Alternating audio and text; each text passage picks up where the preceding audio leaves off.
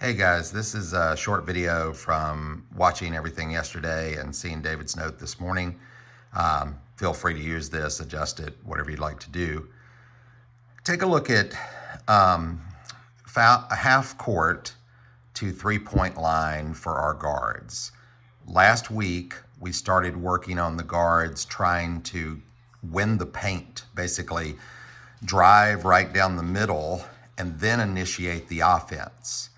Now, we saw some of that where a guard would try to break down the other defender and then get past and maybe bounce pass it in to Nori or push it high to Kendrick to begin the offense. Where we're getting some trouble on initiating our offense is we shouldn't be initiating it in this zone. We should be initiating it closer to the 3-point line and the foul line extended. So whatever you do with guards today, you have to teach Ben, Finn, Zane, Luke not to turn their entire hips towards the guy they want to pass to. In this scenario, if Ben takes it right because it's his dominant hand and he passes to Luke, then starts to initiate the offense by going down the middle and cutting away to where Shemez is, Luke's not in a better position yet to help the team. Ben has to literally break his man down or feed the post to start a better penetration into the offense.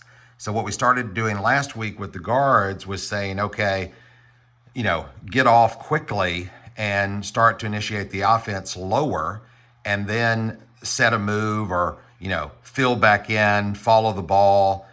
The offense only works if it's run perfectly with no defense. What we've got to figure out is how to do it with defenders. So when that first guard gets it, whatever you do with drills today, you got to teach them, how to look off with their eyes. You got to teach them how to initiate it from both sides. And their passes can't be soft. They've got to be in a way to move the ball quickly. Now, in this particular scenario, Luke, Finn, and Zane, when they catch, they can't catch sideways. We've been talking about this all year. Sideways implies that what you want to do is just keep the ball moving in this dead space. They've got to catch in triple threat facing with a quick ball rip to take that angle. So in this scenario, if it goes to Luke, he's got to catch with the intent to attack. Now, he may fake pass to Mace, and then he may go down the middle, and he can still initiate the offense that way. But we got to pound it into these guys' heads that 3 passes and 5 passes in this dead zone, that's not an offense. You got to make sure that you're teaching the guards to move quickly out of that with the dribble. They shouldn't have more than 2 dribbles between the 3-point line extended and half court. In some cases right now, they're taking 5. So the defense just sitting back. Nobody's open to initiate the offense because the guards haven't penetrated and recognized what they're trying to do. So both in the warm-ups with the guards, helping them understand how to beat that front foot, helping them understand how to set it up. Those are some drills you might want to look up on the internet today, Bijan and Alex, for the guard play. And then show them a graphic like this or the video where they're getting killed. Now on the low post, I'm going to start with the wings. Shemez and Mace do a pretty good job of filling up top, looking for their shot, making sure that they, are moving in the offense. What they don't do so well is V cuts, L cuts, set screens. We've really got to work with them on making sure they understand how they can help initiate some of this offense. If that immediate pass from Ben goes to Finn or Zane, Shemez can fill up real quick for a quick screen, and we can initiate the offense that way. I think people are so hung up on the motion that they don't know exactly that they can create wrinkles themselves out of it without called plays, at least to start. Now, I do think the called plays matter. I think sometimes you have to call a Batman or a Superman for Kendrick or Nori just to get them to move.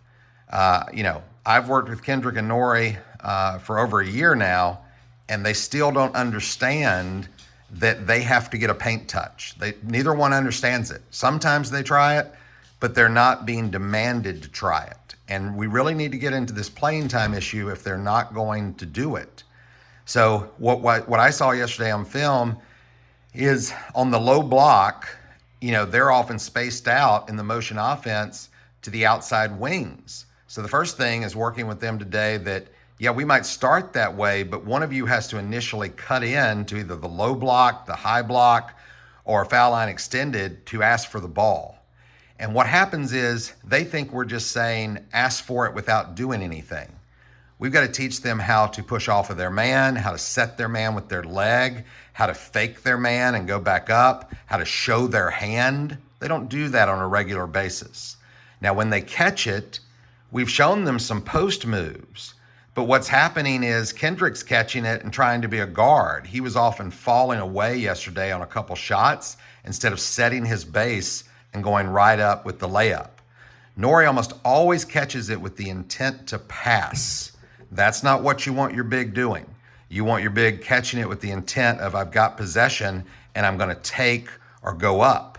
So we can work with this today, but I wanted to make some comments on the overall offense because I don't think it's a question of running the offense. I think it's a question of individual mindsets and skill sets to get into the offense. So take that for what it's worth, and we can have drills ready for it. Dave, I've got a few for the low block today when we break out.